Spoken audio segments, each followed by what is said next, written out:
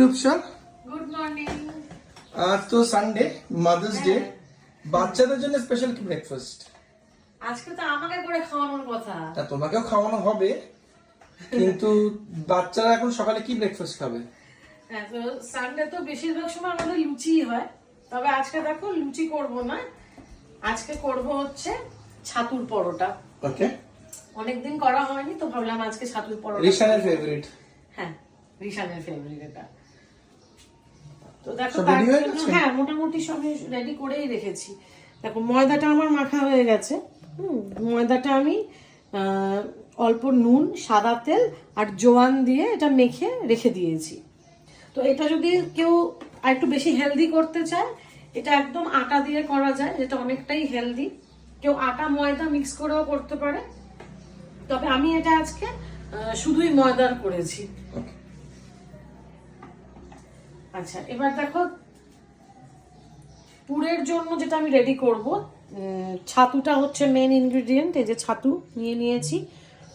এবার এই ছাতুর সাথে পড়বে হচ্ছে, দেখো আমি এখানে সব মিহি করে সব কুচিয়ে রেখেছি, খুব মিহি করে কিন্তু কোচাতে হবে। দেখো পেঁয়াজ আছে, কাঁচা লঙ্কা আছে, ধনে পাতা আছে, আদা একটু গ্রেট করে নিয়েছি, রসুন একটু গ্রেট করে নিয়েছি। এবার অল্প অল্প করে এখানে সব মিক্স করব।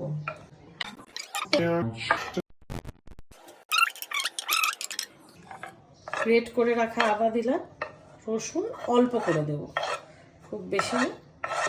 পুরটা যে আমি রেডি করছি, এর মধ্যে একটা স্পেশাল ইনগ্রেডিয়েন্ট আজকে দেব, সেটা হচ্ছে আমার কাছে আম তেল রয়েছে। তা আমি এর মধ্যে একটু আম তেলের এই অল্প করে একটুখানি আচারটা দিয়ে দেব। আমটা দেব না, শুধু জাস্ট এই কাইটা দেব। এবার এটা ভালো করে মিক্স করব। এই আম তেলের আচারটা দিলে কিন্তু খেতে খুব ভালো হয়, তবে এটা না থাকলেও কোনো অসুবিধা নেই। এবার এটা ভালো করে মিক্স করব, আর দিয়েছি অল্প নুন। আচ্ছা, এবার এই পুরটা কিন্তু অল্প অল্প করে জল দিয়ে মাখবো, একবারে বেশি জল দেব না।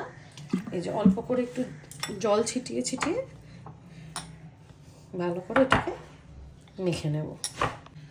আচ্ছা, মাখতে মাখতে দেখো পুরটা ঠিক এরকম হবে, যেখানে এই হাতে নিলে এরকম গোল করা যাবে, এটা ঝরে পড়বে না, এরকম।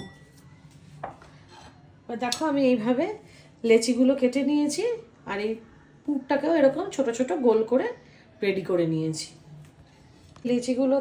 লেচিগুলোতে পুর ভরবো। এইভাবে ভরে মুখটা আটকে দেব। এইভাবে সবকটা রেডি করে নিই। এবার আমি পরোটাগুলো বেলে নেব।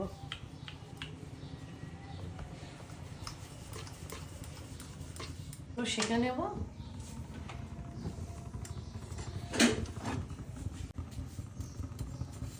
এবার এটা দু পিঠ একটু সেঁকা হলে আমি এখানে একটু ঘি দেব। বাচ্চাদেরটা আমি ঘি দিয়ে ভাজছি, কিন্তু আমাদেরটাতে আর ঘি দেব না। এইভাবে ভালো করে একটু ভেজে নেব। নুন দেব অল্প,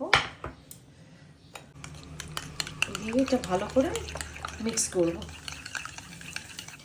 পরোটা দিয়ে এই দইটা খেতে কিন্তু খুব ভালো লাগে। এই যে আমাদের সানডে স্পেশাল আজকে ছাতুর পরোটা একদম রেডি। এবার চলো খেয়ে দেখা যাক কেমন হয়েছে।